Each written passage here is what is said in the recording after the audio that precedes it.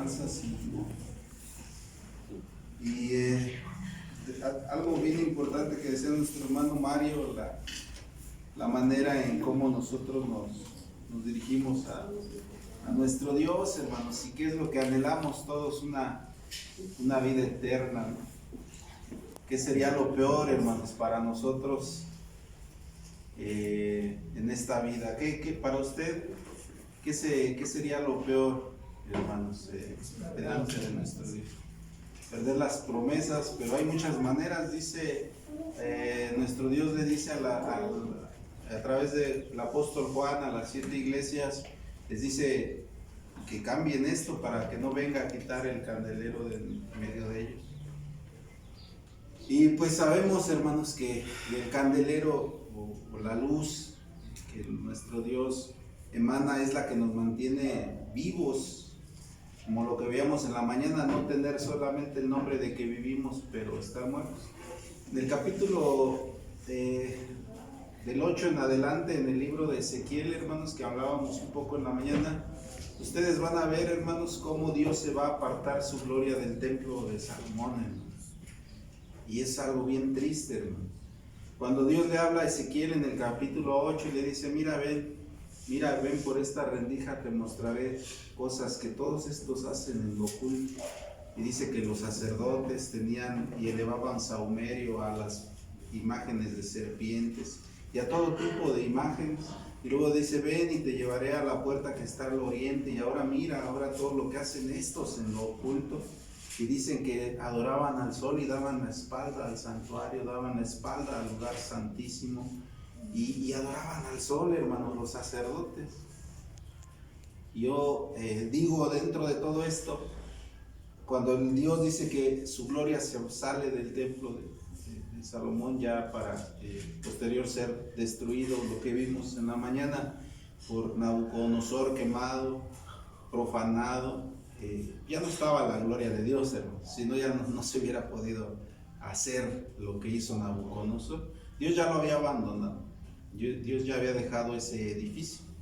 Y de hecho ahí se cumplen unas palabras que va a decir el sabio Salomón, que él dice, he aquí que los cielos de los cielos no te pueden contener, mucho menos esta casa que yo he edificado. A eso se refería, hermanos, porque Dios no se limita a un lugar.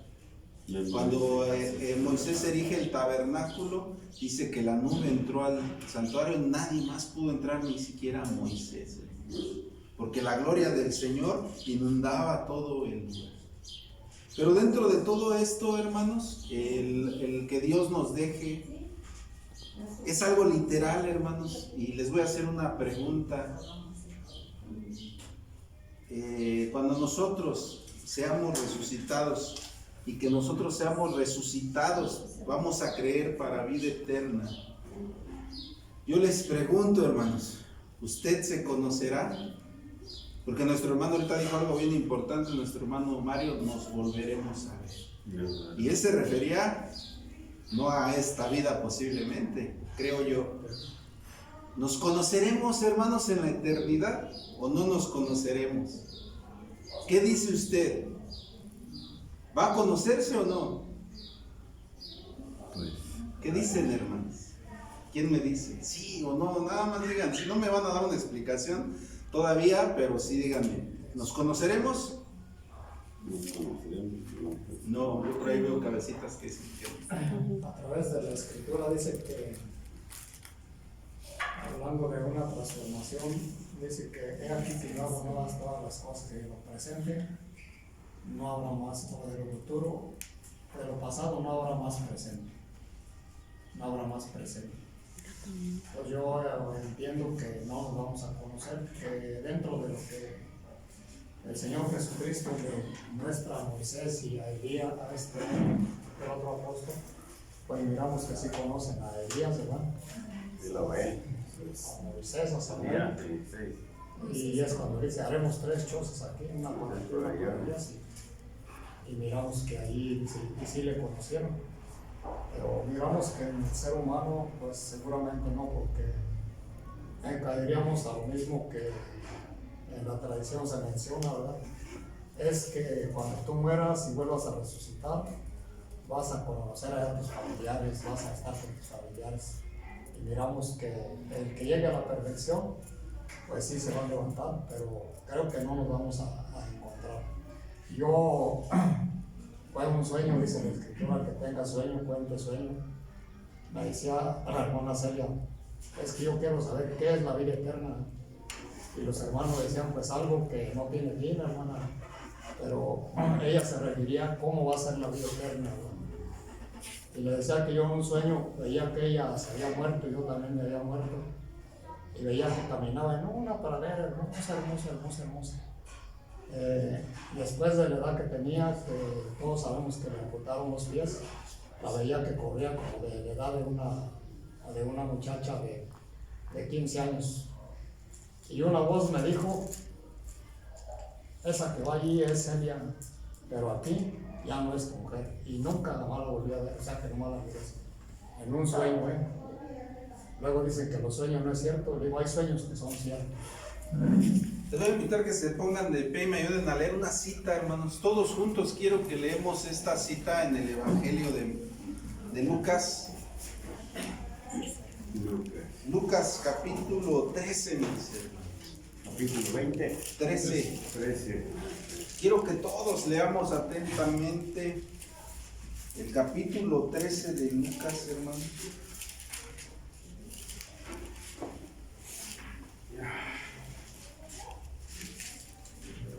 Ya que todos estén ahí, hermanos, todos juntos a una voz, vamos a leer el verso 28. 13, verso 28, mis hermanos. ¿Sí? Quiero que ponga usted mucha atención en lo que va a leer. Juntos, hermanos, la palabra de nuestro Dios dice: allí será el llanto y el crujir de dientes cuando vieres a Abraham, y a Isaac y a Jacob y a todos los profetas en el reino de Dios, y vosotros, ¿qué, hermanos? Excluidos. Ocupen su lugar.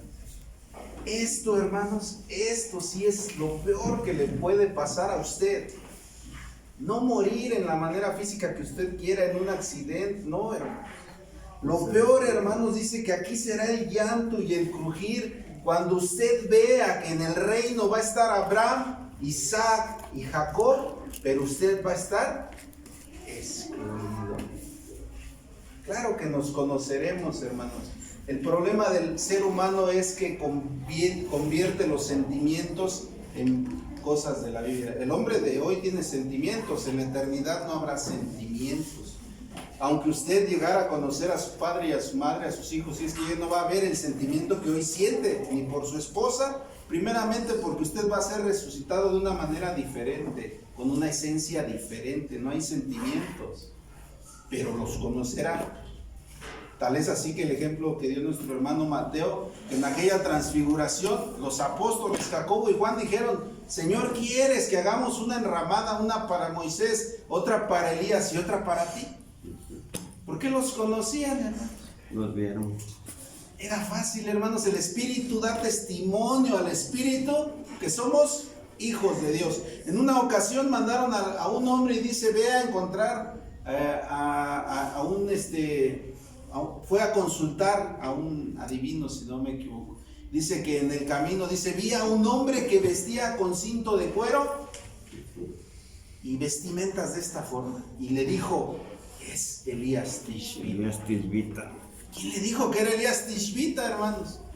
Su simple manera, su presencia y su manera de vestir.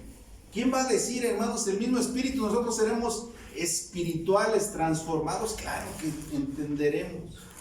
Y aquí es donde entra también algo que se comentaba hace rato: la sabiduría, hermanos, con la que nosotros fuimos creados.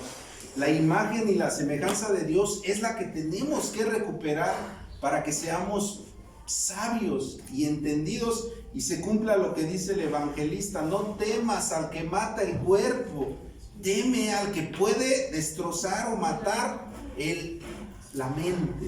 Dice el psique. En el original, en el griego, dice el psique, la memoria. Porque la memoria, hermanos, es eterna, por si ustedes no lo sabían. Simplemente que la memoria, por eso Dios dice que es un sueño. Cuando uno va a la tierra, ahí se queda dormido el pensamiento porque regresa juntamente con el espíritu. ¿Qué es lo que lo hace pensar a usted? El espíritu, la vida. Mientras es un cuerpo inerte, ese cuerpo va a regresar al polvo.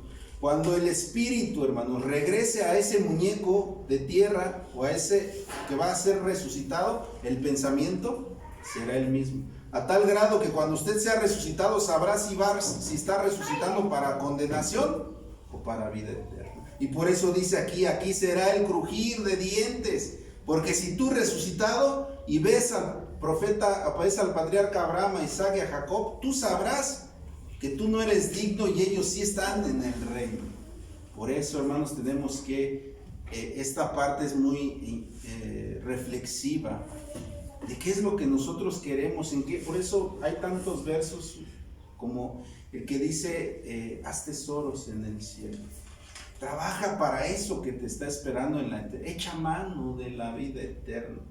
¿Qué es hacer todo eso trabajo que es del cielo y de las cosas de arriba? Lo que no se ve, hermano.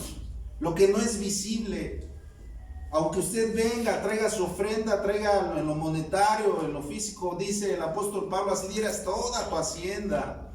Así todos sepan que eres un sabio, que sabes de profecía. Así todo lo visible, pero no hay amor, no hay esa parte. Serás como un címbalo que retiñe. Lo que Dios quiere es que trabajes en lo invisible, porque Él habita en ese lugar, hermanos. Él creó de lo visible, de lo invisible, lo visible. Él vive en ese lugar. La eternidad no se ve, hermano, no es palpable a nuestros ojos. No se puede ver. No se puede ver. Porque la carne no nos lo permite. Esa sabiduría, hermanos, el hombre la ha ido perdiendo, y la imagen y semejanza, como ya todos ustedes lo saben, no se refiere en una manera física, ¿verdad? ¿A qué se refería? A las cualidades, a las características que iban en el hálito de vida que puso en la nariz del hombre, porque Dios puso facultades ahí, las mismas de él y de su hijo, en pequeña cantidad, en pequeña dosis, pero allí iban. A tal grado que en los primeros hombres usted puede ver qué cantidad iba de vida. ¿Cuánto vivió Matusalén? 900. ¿Cuántos vivió Adán? 930. Allí iba ese hálito, hermanos. Allí iba esa facultad, esa virtud, porque Dios es autovita, es eterno. Y donó al hombre esa poquita cantidad. Pero a causa de la maldad que vemos en el hombre, pues eso se acorta cada vez más, ¿verdad? Pero entonces Dios quiere que regresemos, hermanos, por esta razón, hermanos. Vamos a hablar del capítulo 7 de Apocalipsis, hermanos, que es un complemento, pudiéramos decir también, que esto que estábamos viendo de lo que sufrió el pueblo de Israel, pero que siempre es necesario traerlo a nuestros tiempos. Es 14, perdón, hermano. Ahorita también vamos a ver el 7.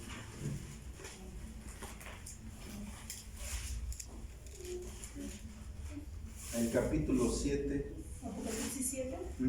Y el verso es 14. Dice: miré y aquí el Cordero estaba sobre el monte de Sión, y con él 144,000 que tenían el nombre de su Padre escrito en sus frentes, y oí una voz del cielo como ruido de muchas aguas y como sonido de un gran trueno, y oí una voz de tañedores de arpas que tañían con sus arpas y cantaban como un cántico nuevo delante del trono y delante de los 4 animales y de los ancianos. Dice: y ninguno podía aprender el cántico sino aquellos 144,000, los cuales fueron comprados de entre los de la tierra. Ya hablamos en una ocasión de estos seres vivientes, hermanos, pero quiero complementarlo con esta parte. Cuando nuestro Dios está hablando aquí en la revelación, hermanos, está hablando al término, o está haciendo un juicio al pueblo de Israel. Un juicio por sobre de todo esto ya, hermanos, por sobre de todo esto que había acontecido desde el año 606 al menos hasta el tiempo de nuestro Señor Jesucristo, con los primeros 4 imperios que ya empezaba el cuarto a surgir y empezaba a tomar fuerza. Pero viene nuestro Señor Jesucristo y abre un juicio que lo está diciendo aquí en el versículo 4. Dice en el verso 3, y cantaban como un cántico nuevo, dice, delante del trono, y delante de los 4 animales, y delante de los ancianos, y ninguno podía aprender el cántico, sino aquellos 144,000, los cuales fueron comprados de entre los de la tierra. ¿Por qué les digo que abrió un juicio, hermanos? ¿Quiénes son los únicos, hermanos, que están escritos en el libro de la vida? Los 140. Apocalipsis capítulo 7. 145. Vamos a regresar al 7, pero ahorita al 14. Capítulo 7 dice: y oí el número de los señalados, 144,000 señalados de todas las tribus de los hijos de Israel. Y ahí hasta el verso 9 nos vamos a saltar. Ustedes ya saben que son 12,000 de cada tribu. Después de estas cosas miré y aquí una gran compañía, la cual ninguno podía contar, de todas las gentes y linajes, pueblos y lenguas, que estaban delante del trono y en la presencia del Cordero, vestidos de ropas blancas y palmas en sus manos, y clamaban diciendo: salvación a nuestro Dios, que está sentado sobre el trono, y al Cordero y a todos los ángeles que estaban alrededor del trono, y de los ancianos y los 4 animales, y postráronse sobre sus rostros delante del trono y adoraron a Dios diciendo: amén. La bendición, la gloria y la sabiduría, la acción de gracias y honra y la potencia y la fortaleza sean a nuestro Dios para siempre, jamás. Los 144,000 hermanos fueron aceptos en ese momento. ¿Por qué? Capítulo 14, vamos a regresar otra vez. ¿Por qué los aceptó? Porque ese juicio ellos salieron ganadores y salieron premiados en el libro de la vida. Verso 4 del capítulo 14. Estos son los que con mujeres no fueron contaminados, porque son vírgenes. Estos los que siguen al Cordero por donde quiera que fuere. Estos fueron comprados de entre los hombres por primicias para Dios y para el Cordero. ¿Y qué características tenían? En sus bocas no ha sido hallado ¿qué? Porque son sin mancha delante del trono de Dios. Mismas características que dice Isaías 53 del Hijo de Dios, hermanos.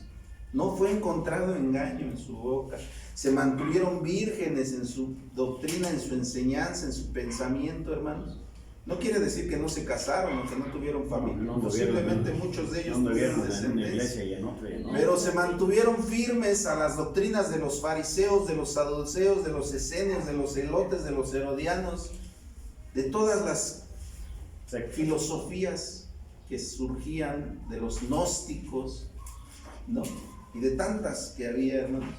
Y estos hermanos fueron aceptos, hermanos, en ese momento. Pero volvamos a leer, hermanos, el verso 1. Dice: y miré aquí el Cordero que estaba sobre el monte de Sión, con él 144,000 que tenían el nombre de su Padre escrito en la frente. Aquí, hermanos, ustedes se acuerdan que cuando el sumo sacerdote entraba en el mes de Tisri al lugar santísimo, dice que sacrificaba 2 corderos. Uno lo sacrificaban los dos los sacrificaban en el altar de los sacrificios en la entrada del atrio.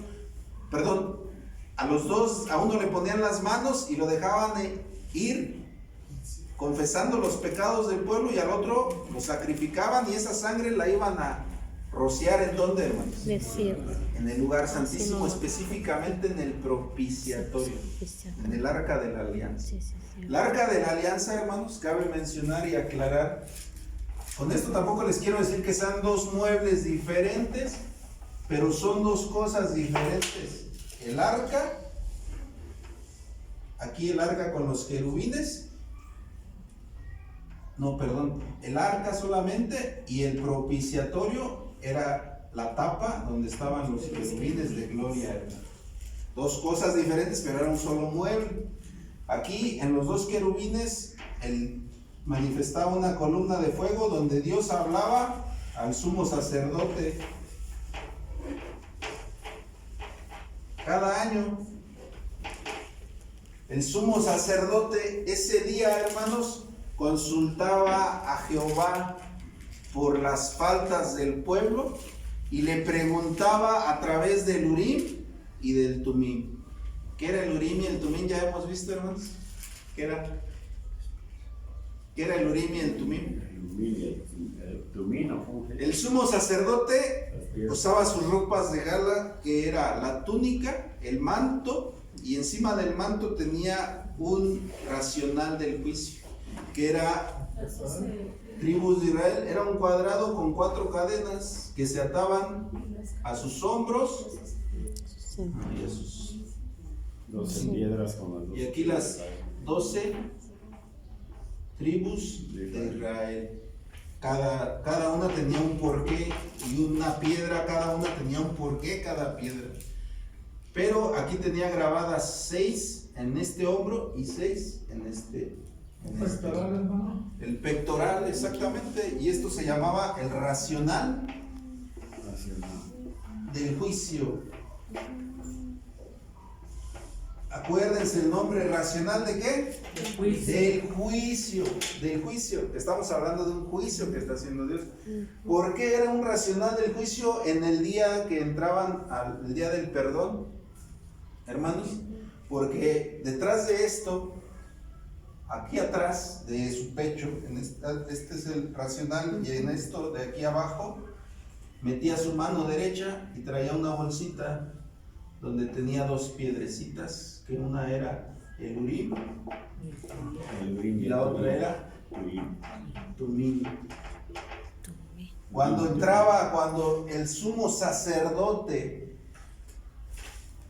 consultaba a Dios, Dios le iba a responder a través del Urim o del Tumim. Es decir, él oraba o pedía a Dios cuando veía esa columna y se metía la mano debajo del racional del juicio. Él no sabía qué piedra iba a sacar, si el Urim o el Tumim.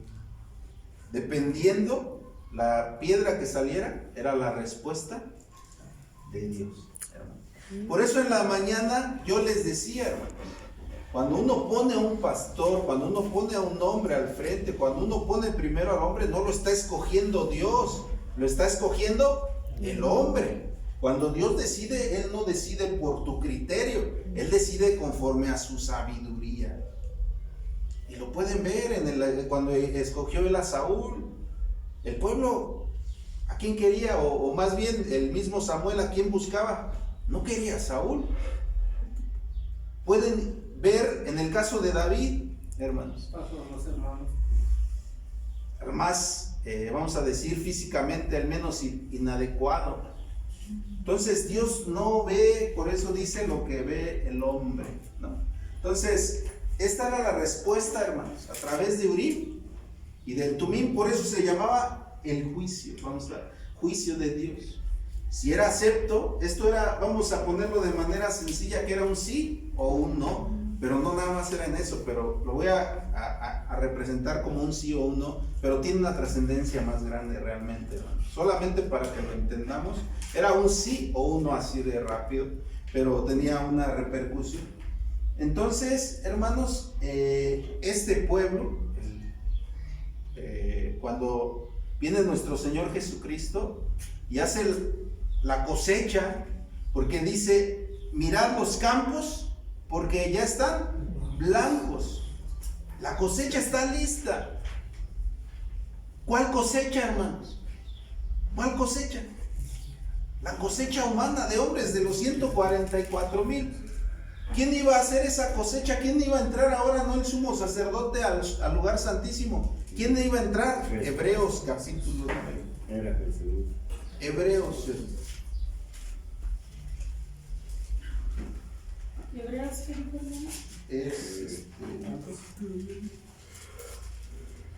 hermano? En el capítulo 9, hermano.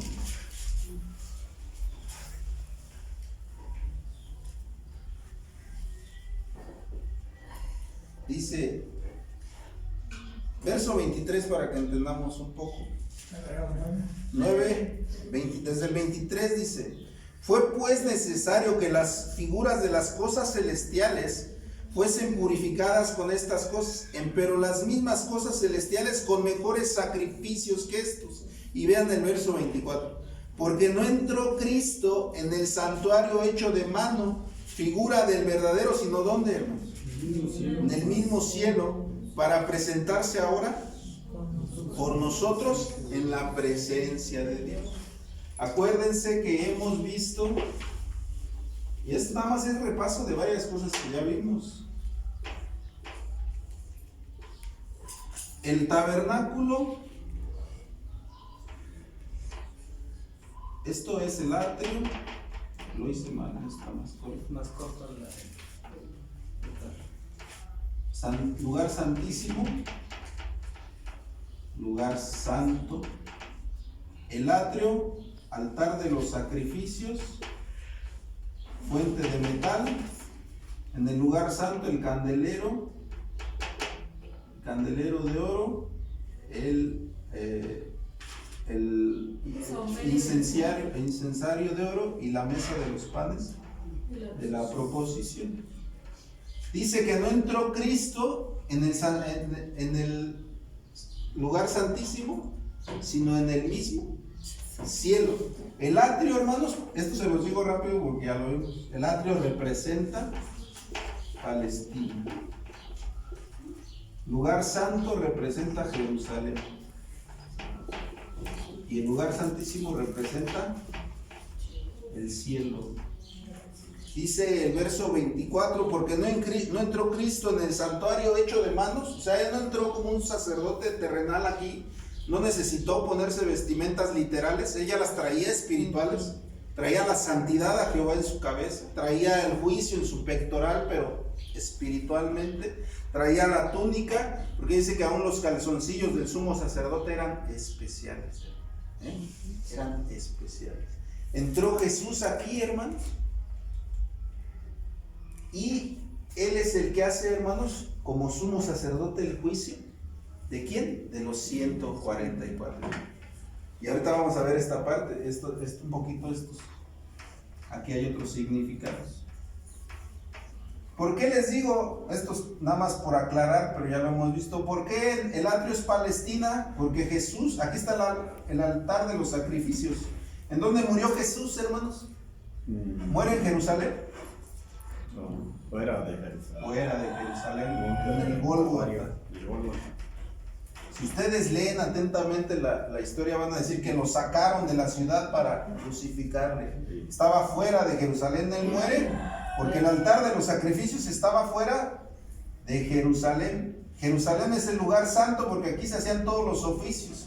En el cambios de pabilos, en el candelero de oro, los cambios de la mesa de los panes de la proposición cada día séptimo, el incienso que se preparaba de una manera especial los sacerdotes. Los sacerdotes se dedicaban a esto todos los días y cada sábado, como los panes de la proposición. Dice que cuando estaba por caer la tarde ya estaban de un lado, del lado norte, de este lado ya estaban presentes los sacerdotes para tomar los panes viejos, y por este lado ya estaban los sacerdotes con los panes nuevos para exactamente a la caída del sol del día del reposo en la recepción, estos quitando y los otros poniendo los panes de la mesa de la proposición. Y aquí entra, hermanos, porque es necesario que seamos disciplinados y puntuales en el día de la recepción. No crean que es como un capricho nada más, tiene un porqué, tiene que ser puntual. Aquí se hacía, hermanos, el cambio de sacerdocio. Aquí se hacía el cambio a la segunda vela, si no me equivoco. Tendríamos que recapitular un poquito. Pero se hacían a la segunda vela algunos cambios, pero aquí oficiaba todo. Entonces dice la escritura que de Jerusalén saldría ¿qué? La ley. Y de Sión la palabra, ¿no? Entonces aquí era toda la parte de oficios, todos los rituales que tendrían que ver con la santidad. Y aquí nadie más podría entrar más que el sumo sacerdote, que fue Jesucristo. Por eso es que rápidamente les digo, el atrio, Palestina, lugar santo, Jerusalén, y el lugar santísimo, el cielo, de una manera rápida. Ahora, dice, hermanos, en el versículo de Apocalipsis, vamos a regresar.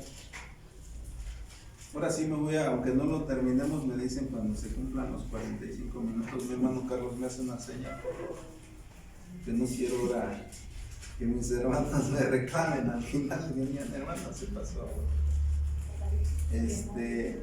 Apocalipsis 14.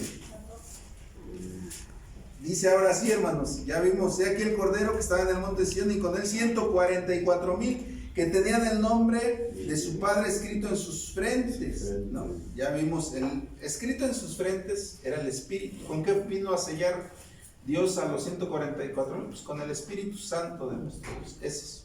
Y podemos usar el mismo verso, renovados en el Espíritu de vuestra mente. Pero ahorita lo vamos a ver así de rápido. Y dice el verso 2, y oí una voz en el cielo como un ruido de muchas aguas y como sonido de un gran trueno, y oí una voz de tañedores de arpas, hermanos. Esto también es importante, que tañían con sus arpas. ¿Qué son las arpas, hermanos? Ahora voy a hacer otra vez un coladero. ¿Qué es el arpa, hermanos? Un instrumento, ¿no? ¿Saben cuál era el instrumento preferido de David? El arpa. Salmo 119, no pierdan Apocalipsis. Salmo 119, ¿de qué nos habla, hermana Dulce? ¿De qué nos habla? El 119. Pues de la ley que de Dios es perfecta. La ley de Dios. Y también ahí tiene el abecedario hebreo. El abecedario hebreo. Díganme el verso que quieran leer del Salmo 119. ¿Qué verso quiere leer del Salmo 119? Lean ustedes al azar un verso del Salmo 119 y les va a hablar de la maravilla que era la ley para David. Dicen, hermanos, esto no lo vamos a encontrar en la Biblia, pero lo vamos a usar un poquito la alegoría. Se dice que el instrumento favorito de David era el arpa. ¿Y saben el arpa en la antigüedad cuántas cuerdas tenía? 10, hermanos. 10. Y él la representa en el Salmo 119, hermanos. Si ustedes ven, por ejemplo, el verso, el 33, enséñame, oh Jehová, el camino de tus estatutos, y guardarélo hasta el final. Dame entendimiento y guardaré tu ley, y la observaré de todo corazón. Guíame por la senda de tus mandamientos, porque en ella tengo mi voluntad. Inclina mi corazón a tus testimonios. Y pueden leer, hermanos, el verso que ustedes gusten. David va a enseñar la hermosura de esta ley, que para él era como una melodía. ¿Qué pasaba con Saúl, hermanos, cuando venía un espíritu y lo acosaba? ¿Qué hacía David? ¿Y qué hacía ese espíritu de parte de Jehová? Se salía. ¿Por qué? Por la alabanza, por la intención de David, que era guardador y adulador de la ley. Adulador de la ley. Y dice que estos varones, otra vez vamos a Apocalipsis 14.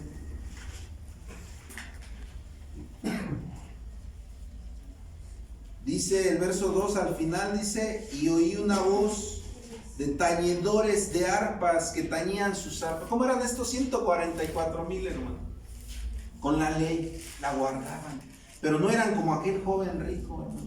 Estos la guardaban con la base de amarás a tu prójimo como a ti mismo y amarás a tu Dios sobre de todas las cosas. Ellos sí entendieron estas dos bases. El joven rico no. Él solamente guardaba lo visible, lo que pueden ver los otros, lo que yo les decía. Dios quiere que guardemos lo que no ven otros, que no sepa tu mano derecha lo que hace tu mano izquierda. Lo que pidas a Dios, ora a Dios, hazlo. Guárdate en tu cámara y ora a Dios, que no sepa. Y cuando ayunes, no aflijas tu rostro para que otros vean que estás ayunando. Todo eso es lo que Dios, hermano, guarda allá arriba. Usted, hermanos, cada que usted haga algo por el prójimo, algo, y que no se lo reconozcan, que al contrario le paguen mal por bien, dele gloria a Dios, porque ese tesoro está siendo resguardado en aquel lugar. No reclame, hermano, no diga, he hecho tanto por esto y no he recibido. No, al contrario, dé gloria a Dios que galardón todavía se está guardando. No importa, hermanos, que en esta vida no le paguen, no importa que le queden a deber, no importa, hermano. No importa que nadie haya visto que usted es el que siempre barre y limpia el templo y que nadie nunca lo haya tomado en cuenta, hermanos. Que nadie haya reconocido eso. Usted no tenga en cuenta eso. Que nadie vea que usted es el que ha traído o que ha venido a poner su ofrenda aquí. No, hermanos, usted no se preocupe por eso. Preocúpese por continuar haciendo estos tesoros celestiales. Dice el verso 3. Y aquí, hermanos, entra una parte muy importante. Y esto se va a reflejar en lo que veíamos al inicio en el Evangelio de Mateo, de Marcos. Dice el verso 3, y cantaban como un cántico nuevo delante del trono y delante de los 4 animales y de los ancianos, y ninguno podría aprender el cántico sino aquellos 144,000, los cuales fueron comprados de entre los de la tierra. Nadie, hermanos, pudo entonar ese cántico.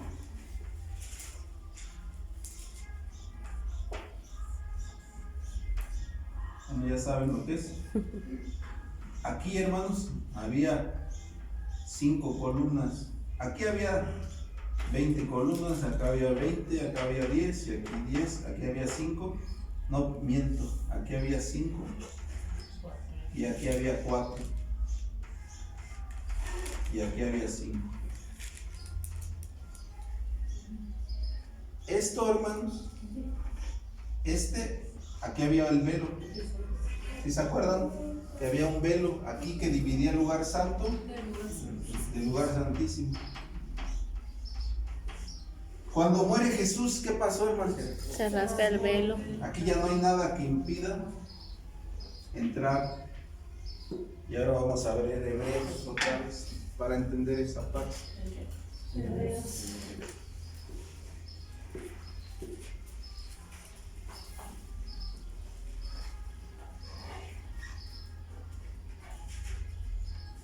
Verso, capítulo 10, hermano. Acuérdense aquí, antiguamente solamente el sumo sacerdote entraba, cuidado y entrara alguien, y solamente el día 10 de Tisri. Nada, ningún otro día podía volver a entrar, sino solamente, no me acuerdo si era 10 o primero, el día del perdón, para no equivocarnos, me parece que era 10 de Tisri. Solamente el sumo sacerdote, nadie más, hermanos.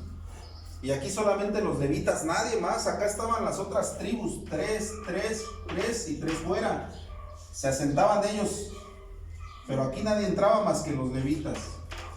A partir de aquí, ellos hasta aquí entraban las tribus, hasta aquí, entregaban los sacrificios, aquí en el altar de los sacrificios, y ya no podían entrar al lugar santo ni al lugar santísimo. Pero ahora vean lo que dice el capítulo 10 de Hebreos,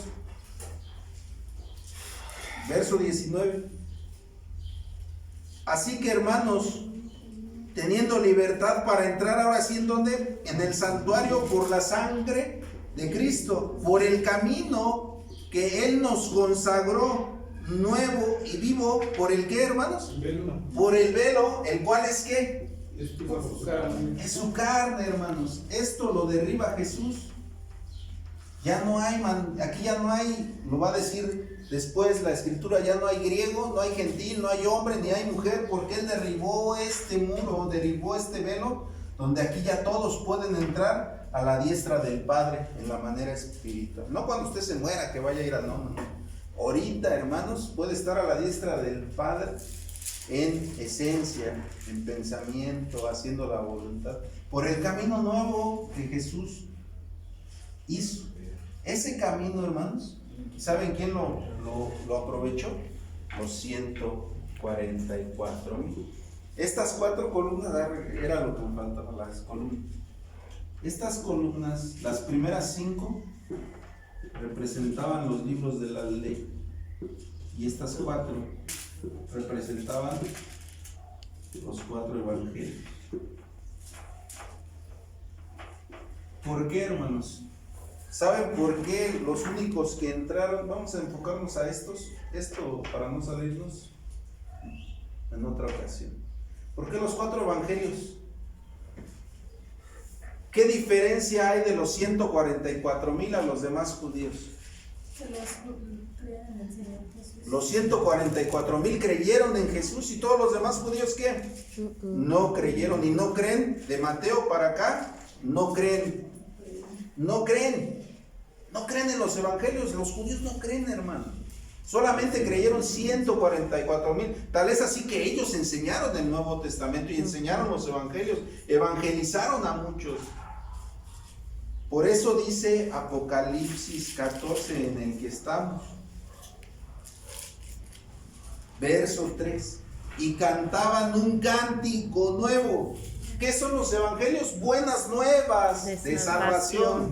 No se habían dicho antes, se habían prefigurado, se habían anunciado, pero en ese momento había llegado la revelación, la realidad de las sombras que estaban escritas se presentaban en la persona de Jesús. Y cantaban como un cántico nuevo delante del trono, dice, y de los 4 animales y de los ancianos, dice, y ninguno podría aprender el cántico sino aquellos 144. Ningún judío aprendió, hasta el día de hoy ustedes lo pueden corroborar. No conocen ese cántico nuevo, no conocen a ese Jesús. Ya vimos en la mañana que lo conocerán cuando Él se presente. ¿Qué heridas son estas? Le dirán, pues con ellas fui herido en casa de mis amigos. Ahí entenderán, hermanos, y comprenderán el cántico. ¿Por qué para los judíos no era difícil comprender el cántico? Porque ya estaba acá, hermanos. Vamos a poner un ejemplo. En el Antiguo Testamento, hermanos, ya estaban.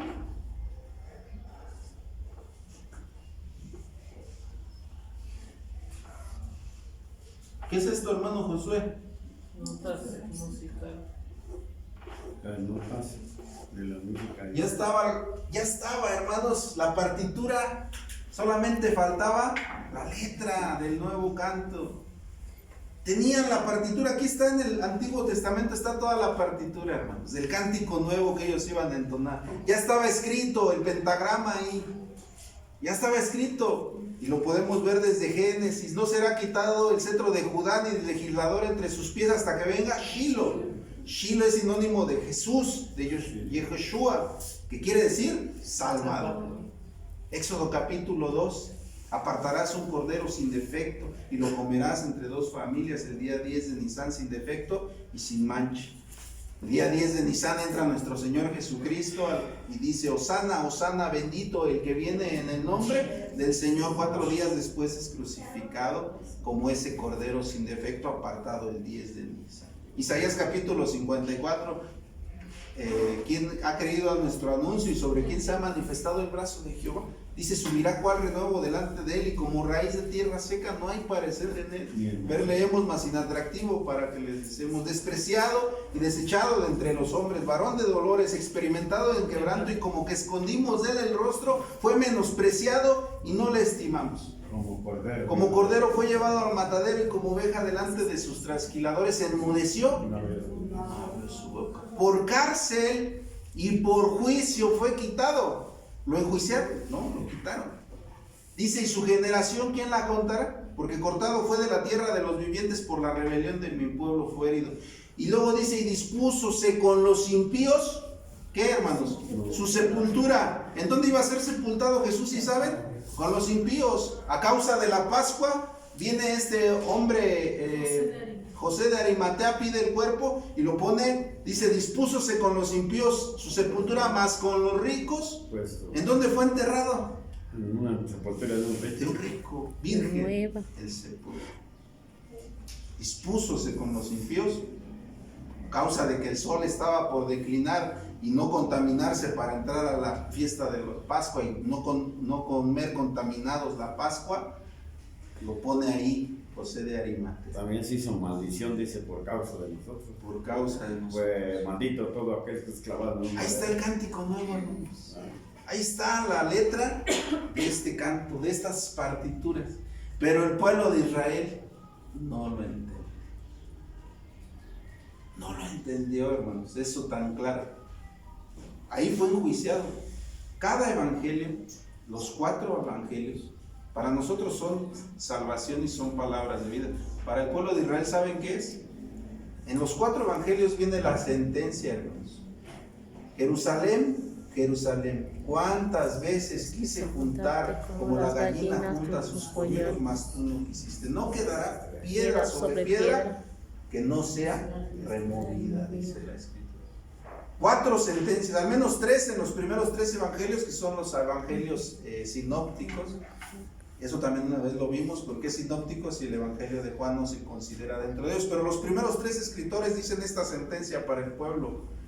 En el juicio, todo Israel, hermanos, fue sentenciado a ¿qué? Vamos a ver a qué fue sentenciado. Ya para ir, déjenme ver primero si la encuentro, porque traigo bien hartas hojas, hermanos.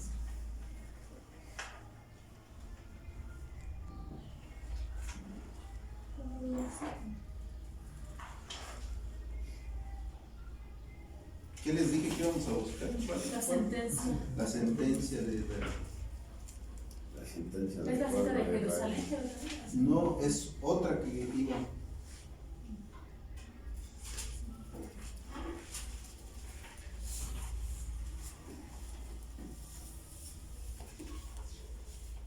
Esa de Jerusalén, Jerusalén sí ya la ubican, ¿no? También, búsquenla si gustan, pero buscaba otra sentencia. ¿O es la cita que dice de pecado por cuanto no creyeron en él? No. Y es que se me pasó, ahí se me fue, porque vamos a buscar esa parte. Pero bien, bueno, vamos a regresar a Apocalipsis 14 ya para terminar, para ver si me recuerdo, por qué les tocaba esa parte. Apocalipsis 14, hermanos, dice así, del verso 4 estábamos, ¿verdad? Apocalipsis 14. Dice, estos son los que con mujeres no fueron contaminados porque son vírgenes. Estos son los que siguen al Cordero por donde quiera que fueren. Estos fueron comprados de entre los hombres y por primicias para Dios y para el Cordero. Y en sus bocas, dice, no ha sido hallado engaño porque ellos son sin mácula. Esto lo veíamos que era la similitud del Hijo de Dios. Y vi otro ángel, dice, volar por en medio del cielo, que tenía el evangelio eterno para predicarlo a los que moran en la tierra y a toda nación y tribu y lengua y pueblo, diciendo en alta voz, temed a Dios, dadle honra, porque la hora de su juicio es venida, y adorad a aquel que ha hecho el cielo y la tierra, el mar y las fuentes de las aguas. Este verso es más claro, el verso 7, diciendo en alta voz, temed a Dios y dadle honra, porque la hora de su juicio es venida. Y aquí nos está refiriendo a la segunda venida, hermanos. Aquí se estaba refiriendo al juicio que estaba ejecutando Jesús. Hermanos, esta profecía es tan bonita que esta profecía va a ser vinculada con la profecía de Ezequiel, de los mismos animales que van a estar en el capítulo 4 de Apocalipsis, que son los mismos que está mencionando aquí, uno con cara de hombre, otro con cara de águila y otro con cara de ciervo, de buey, de hombre, de águila y de ¿qué me falta? León. Y de león. Lo menciona Eso lo va a decir Ezequiel, pero Ezequiel lo va a mencionar con 4 alas y en Apocalipsis con 6 alas. ¿Saben cuántos milenios pasaron del Génesis a la venida de Jesucristo? ¿Cuántos milenios pasaron? ¿No? 4000. En el año 4000 de la era de la creación a Jesús pasaron 4000 años, que son las 4 alas que menciona Ezequiel. En el libro de Apocalipsis va a mencionar 6 alas, que es el juicio para todos nosotros. Posteriormente, son los mismos animales, capítulo 4 de Apocalipsis. Y capítulo 10 Ezequiel. Sí. Fíjense, aquí vamos a ver, acá en Apocalipsis son 4 animales, pero aquí vamos a ver qué características tenían capítulo 4.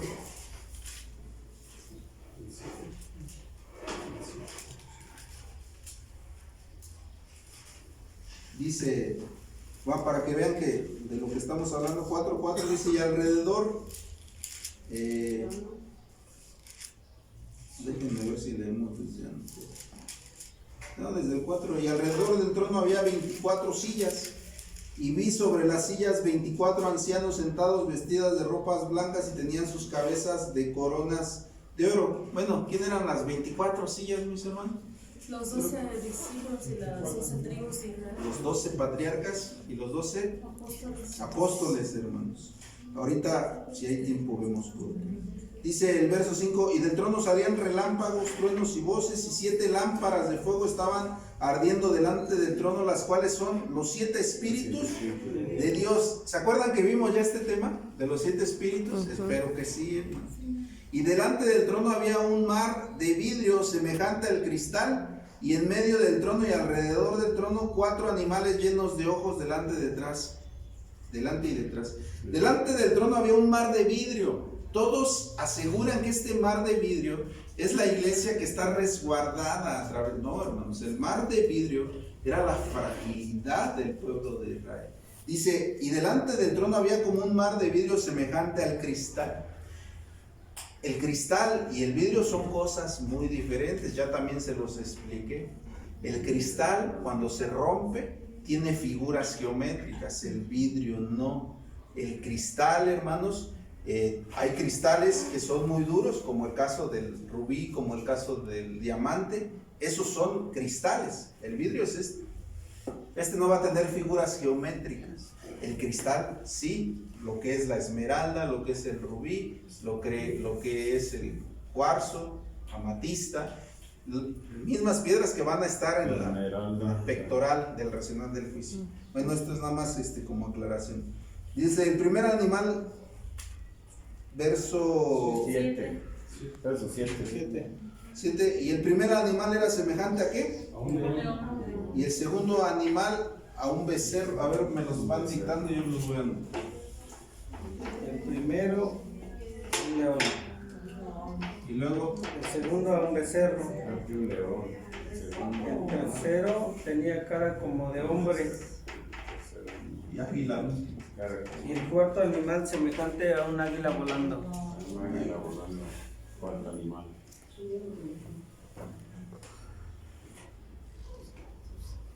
Es el 7. Sí, los 4 animales Esos tenían 4, 7. cada uno por sí 7 a 6. Es que hay uno donde dice, Las 6 salas están en el versículo 8. en el 8, y los 4 animales tenían cada uno por sí 6 alas alrededor, y dentro de ellos llenos de ojos, y no tenían reposo ahí día ni noche, diciendo: Santo, Santo, el Señor Dios Todopoderoso, que es y que ha de venir. Es que dice uno donde dice que era un cordero como inmolado, hermano, no sé si es antes. Un cordero inmolado. Como inmolado. En el 6 y miré y vi en la segunda parte. En el 6. Capítulo 5, verso 6, este también es importante. Y miré y aquí en medio del trono y de los 4 animales y del medio de los ancianos que estaba un cordero, ¿cómo, hermanos? Que tenía 7 cuernos, 7 ojos, que son los 7 espíritus de Dios enviados en toda la tierra. ¿Por qué decía que un cordero como inmolado, mis hermanos? el símbolo de Porque solamente 144,000 creían que Jesús era el cordero de Éxodo 12. Todo el demás pueblo hasta el día de hoy no ha inmolado al cordero, no cree. Por eso dice como inmolado. Para Israel en general, Jesús no se presentó como inmolado porque ellos lo esperan todavía. Por eso dice el capítulo 5, un cordero como inmolado. Nada más en representación, porque solamente hasta el día de hoy para nosotros Jesús fue inmolado. Y para 144,000. Eso es muy importante que lo anotemos. Ahora sí, el aspecto de los animales. Rápidamente, ¿se acuerdan, hermanos? ¿El león quién era? Los babilonios. No, esos son los imperios. Pero bien, aquí estamos hablando de... Sí está bien nuestro hermano en el de los imperios, pero aquí estamos hablando de evangelios. Mateo, Marcos, Lucas y Juan. A ver si ponen atención a los temas que he dado. Con esto les voy a hacer preguntas ahorita. A ver si... A ver, hermanos, si se acuerdan, ¿por qué Mateo? ¿Por qué Lucas era el primer, Mateo era el primer animal? Mateo es el ¿Por qué? León, que entonces dijo, cuando le dio la bendición con Jacob. Ah, sí, se acuerda mi hermano. ¿Cómo inicia el Evangelio de Mateo con la cronología del Hijo de Dios, descendiente de la tribu de qué? De Judá. ¿Y Judá quién es? León. León. Un cachorro de león. ¿Quién le dijo? Su padre Jacob le dio la bendición. Dice tú, cachorro de león. El Evangelio de Mateo va a empezar hablando de el Hijo de Dios, descendiente de la tribu de Judá, como el cachorro de león. Nuestro Señor Jesucristo también tipifica al león, cachorro de león. Becerro, ¿por qué, hermanos? ¿Se acuerdan? ¿Se acuerdan? Y no tiene mucho que vimos este tema, ¿eh? ¿El cachorro de qué? No, becerro. Ah, becerro. Marcos, ¿por qué becerro? ¿Qué nos relata el Evangelio de Marcos que les decía, hermanos? Este es el único que no nos inicia hablando del Hijo de Dios, sino que nos relata Dice Juan el Bautista, he aquí el Cordero de Dios que quita el que pecado. he aquí el Cordero de Dios que quita el pecado del mundo, dice Juan. Y Juan el Bautista, ¿cómo murió, hermanos? Decapitado. Degollado. ¿Cómo qué? Por eso. Como becerro. Becerro. ¿Y quién era Juan? El que iba a aparejar el camino para que viniera quién? El Hijo de Dios. Iba a preparar el camino. Porque detrás de mí viene uno del cual yo no soy digno. Digno. Y este Juan, hay bien hartas cosas de que hablar de Juan, porque él tenía el espíritu de Elías, hermano. ¿Se acuerdan? ¿Quién pidió doble porción del espíritu de Elías? Eliseo. Eliseo, hermanos. Y más allá, en la mañana veamos a los amonitas y a los moabitas, decía nuestro hermano, fueron destruidos, pero ¿de qué descendencia venía también Jesús?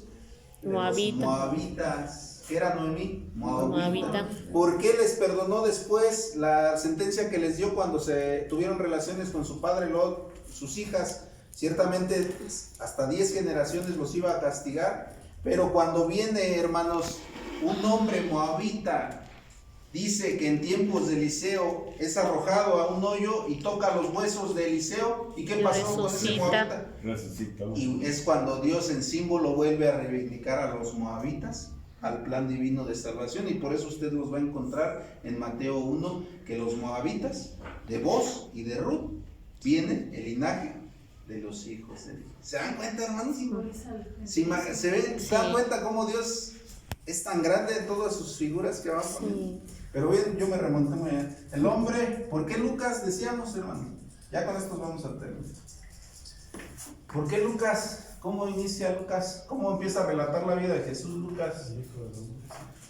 Pero ¿cómo empieza hablando? Habiendo contado muchos sus testimonios, tratando de acomodar la genealogía, dice, tratando. Lucas, ¿qué era primeramente, hermano? Un doctor médico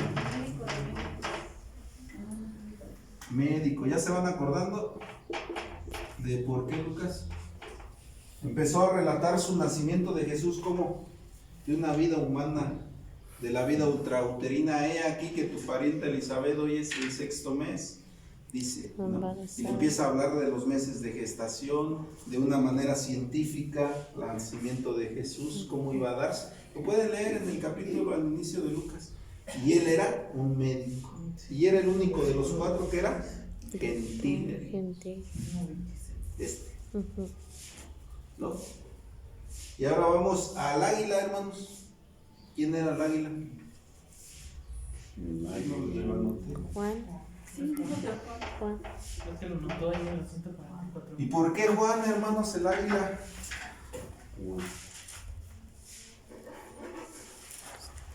¿Por qué, hermanos? Juan, ¿cómo inicia? Juan 1:1, sí se lo saben de memoria. A los suyos digo, y los suyos no lo recibieron. En el principio, fíjese hasta dónde se va a remontar. En el principio. Hasta los inicios. Dice, y luego al principio era con Dios, y el verbo era Dios. Y dice, habitó entre nosotros. Se remonta, y no nada más ahí, en sus epístolas también Juan lo habla de la misma manera. Se remonta a través de los tiempos, como un águila que va del tiempo, de las épocas, para traer la sombra de Jesús a la presentación literal en los evangelios.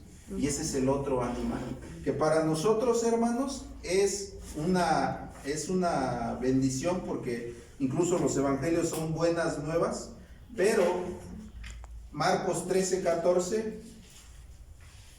Mateo 23, 38. Busque a alguien Mateo 23, 38. Alguien Marcos 13, 14. Para apresurarnos y ya concluir con este. Y nada más estas dos, hermano, porque la otra no la. Mateo 23, ¿qué? 38. Mateo 23. Hay Lucas 21, 24, busca. 23, 38 dice: "He aquí vuestra casa os es dejada desierta". Si puede leer antes del 20, 37. Dice: "Jerusalén, Jerusalén, que matas a los profetas y apedreas a los que te son enviados. ¿Cuántas veces quise juntar a tus hijos como la gallina junta sus polluelos debajo de las alas y no quisiste? He aquí vuestra casa os he dejado desierta". Tu casa será desierta. Es la sentencia. Verso, capítulo 13 de Marcos, ¿quién lo tiene? Verso 14. Y alguien que busque Lucas también, del 21, 24. Yo tengo Lucas. Marcos 13, 14. Marcos 13, 14. Dice: "Pero cuando veáis la abominación desoladora de que habló el profeta Daniel puesta donde no debe estar, el que lee entienda, entonces los que estén en Judea huyan a los montes". Sentencia también para la casa de Israel. Y Lucas 21, 24 dice, Lucas capítulo 21, versículo 24, y caerán a filo de espada y serán llevados cautivos a todas las naciones, y Jerusalén será hollada de las gentes hasta que los tiempos de las gentes sean cumplidos. ya lo habíamos visto esa mañana. Las sentencias de los evangelios para el pueblo de Israel. Buenas nuevas para los que aprendieron el cántico. Nosotros no es que hayamos sido muy buenos para entenderlo, hermanos, sino que por revelación, dice el apóstol Pablo, a mí me ha sido entregado el misterio que en otros tiempos no fue revelado como hoy me he revelado a mí, dice el apóstol Pablo. Gracias a la revelación al apóstol Pablo, hoy nosotros comprendemos los evangelios, y no seríamos peor que el eunuco, hermanos, cuando leyéramos Isaías 53. ¿Y de quién hablará? ¿No? Nos preguntaría. Entonces sabemos el cántico nuevo, pero no quedemos como el inicio del verso, hermanos, que en el día de la gloria, cuando seamos resucitados, no vaya a ser que veamos a Abraham, a Jacob, a Isaac y a los profetas y nosotros quedemos excluidos. Y como Pablo lo dijo más directamente, hermanos, no siendo nosotros predicadores, vayamos a ser al final reprobados. Que Dios les bendiga. Dios bendiga. Pasamos.